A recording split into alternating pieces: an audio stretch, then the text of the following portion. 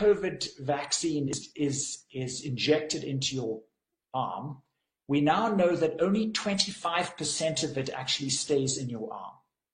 And the other 75% is literally collected by your lymphatic system and fed into your circulation.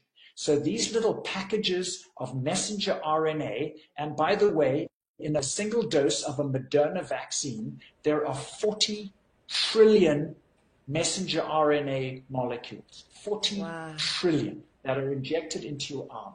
So 3/4 of these are taken, connected by the lymphatics. They go into your bloodstream in these little packages that are designed to be absorbed into a cell. But obviously, when something's in your circulation, the only cells that they're going to get absorbed into is the cells around your blood vessels. And the place where absorption happens is in the capillary networks. In other words, these are the tiniest vessels where the blood slows right down. These are tiny, tiny vessels. So these little packages of genes are absorbed into the cells around the blood vessels, that's the vascular endothelium. The packages open, the genes are released, your body then gets to work reading these genes and manufacturing trillions and trillions of COVID spike proteins.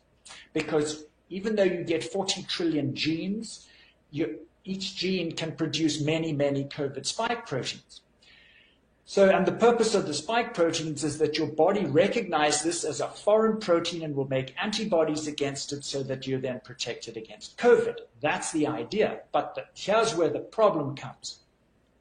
In a virus, in a coronavirus, that spike protein becomes part of the viral capsule. In other words, it's part of like the cell wall around the virus called the viral capsule.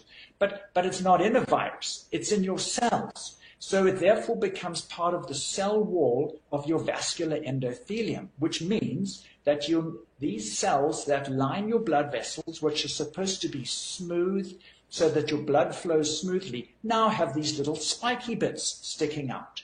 So it is absolutely inevitable that blood clots will form because your blood platelets circulate around in your vessels. And the purpose of blood platelets is to detect a damaged vessel and block that vessel to stop bleeding. So when the platelet comes through the capillary, it suddenly hits all these little COVID spikes that are jutting into the inside of the vessel. It is absolutely inevitable that a blood clot will form to block that vessel. That's how platelets work. So just as is absolutely predicted to cause cancer because it's full of carcinogens, these spike proteins will predictably cause blood clots because of where they're in your blood vessels. It is guaranteed. So Dr. Bogdi then said to me, the way to prove this is we need to do a blood test called a D-dimer test to find out if this is really happening. So, because the problem with the blood clots that we hear about through the media that they claim are very rare are the big blood clots. These are the ones that cause strokes and heart clots in your brain. Those are the ones that show up on CT scans and CT angiograms and MRIs. The clots I'm talking about are microscopic. These are tiny, they're literally on a capillary level, and they are scattered throughout your capillary network. So they are not going to show on any scan, they're just too small and too scattered. So the only way to find out for sure if this predictable mechanism of clotting was actually happening was to do this blood test called a D-dimer. And so the D-dimer is a blood test that shows a recent blood clot. It doesn't show anything else other than a recent blood clot. It won't show an old blood clot. It only shows new blood clots. And so I have been now doing that on my patients, finding people who have recently had their COVID shot within the previous 7 days. It needs to be between 4 and 7 days, and doing a blood test on them called a D-dimer. And so I'm still trying to accumulate more information, but on the ones I have so far, 62% of them have evidence of clotting, which means that these blood clots are not rare. It means that the majority of people are getting blood clots that they have no idea that they're even having. So, Laura Lynn, the most alarming thing about this is that there are some parts of your body, like your heart and your brain and your spinal cord and your lungs, which cannot regenerate. When those tissues are damaged by blocked vessels, they are permanently damaged. So I now have six people in my medical practice with what we call reduced effort tolerance, which means that they just get out of breath much more easily than they used to. I have one fellow that used to walk to my office every week for an arthritis injection, who told me that he could walk 2 miles without any problem, and now after a quarter of a mile he is absolutely out of breath, and it has been like that for 5 months.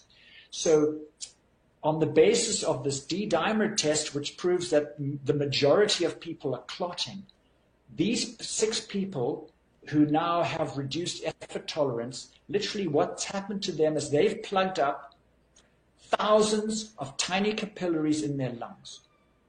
And the terrifying thing about this is not just that these people are now short of breath and can't do what they used to be able to do, but once you block off a significant number of blood vessels through your lungs, your heart is now pumping against a much greater resistance to try and get the blood through your lungs.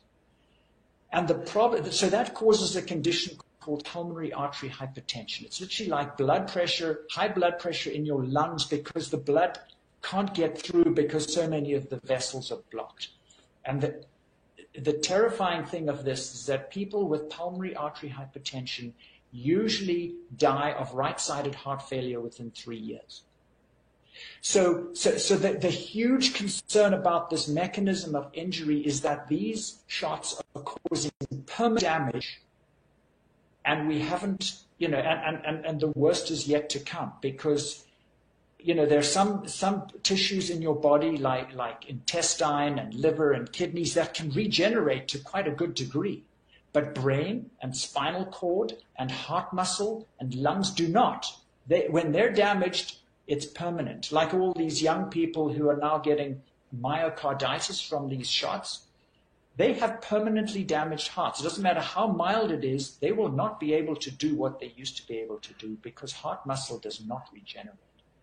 So this is the terrifying concern, and not only is the long-term outlook very grim, but with each successive shot, the damage will add and add and add. It's going to be cumulative, because you're progressively getting more and more damaged capillaries.